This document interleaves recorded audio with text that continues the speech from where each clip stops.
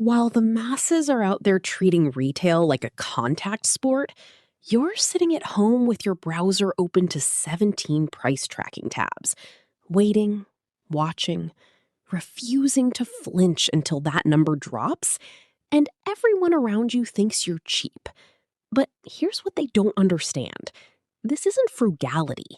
This is a completely different operating system. Welcome back to our channel, and today we're decoding one of the most misunderstood financial behaviors on the planet. The person who will not, under any circumstances, pay full price. Let me be clear, you're not stingy. You're running a scarcity detection program that most brains have completely deactivated. Here's what's actually happening in your brain when you see a sale sticker versus a regular price tag. Your anterior insula, the part of your brain responsible for processing pain, literally lights up when you're about to overpay for something. For most people, this signal is weak, easily overridden by social pressure or instant gratification.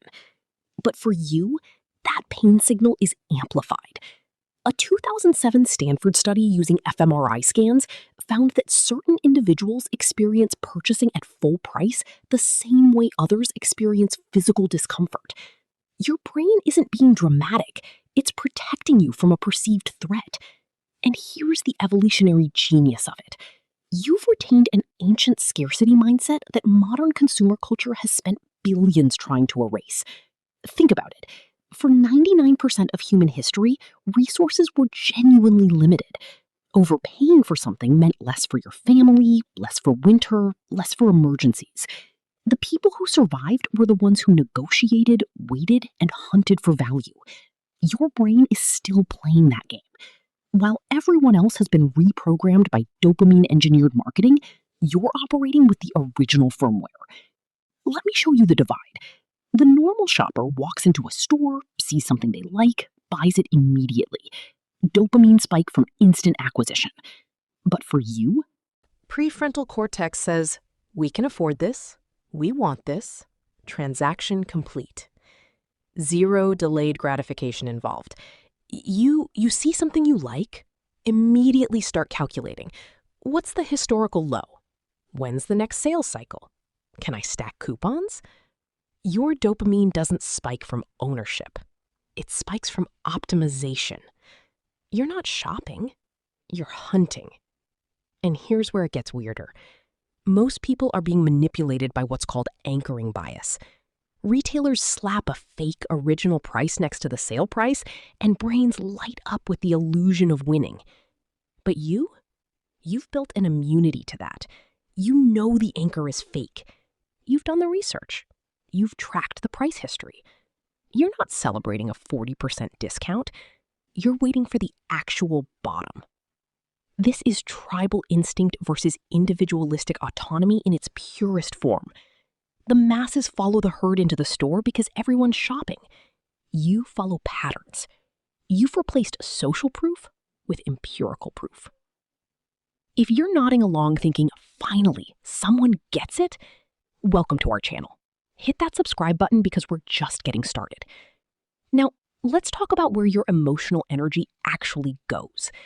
Because you're not emotionally invested in shopping, your brain has freed up massive cognitive resources for other things. Building actual wealth instead of performing wealth. Funding experiences that compound. Travel, education, relationships.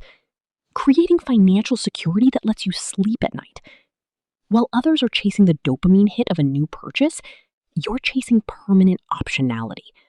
You're not cheap. You're expensive in the ways that matter. You'd rather underspend on clothes and overspend on freedom. But here's the layer nobody talks about. For many of you, this behavior didn't start with a spreadsheet. It started with a money script, a deeply embedded belief formed in childhood. Maybe you grew up watching a parent stress over bills. Maybe you saw someone you loved work themselves to exhaustion while others spent carelessly. Maybe you experienced genuine scarcity, and your brain said, never again. This isn't a flaw. This is a valid defense mechanism. Behavioral economists call it loss aversion. The pain of losing money is psychologically twice as powerful as the pleasure of gaining it. But for you, it's not just a cognitive bias. It's a survival response that's been fine-tuned by experience. Your refusal to pay full price isn't about the $15 you save on a shirt. It's about honoring a part of yourself that once needed protection. And frankly, that part of you is still protecting you from debt, from impulse, from the financial chaos that drowns most people.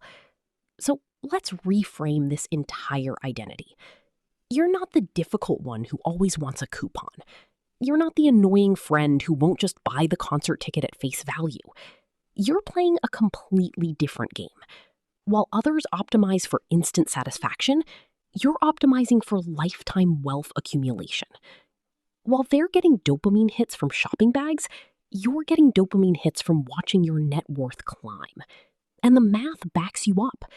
If you save an average of just $50 per week by refusing to pay full price and invest that difference at a modest 7% return, you'll have over $135,000 in 10 years. That's not being cheap. That's being strategically patient. Your brain isn't broken.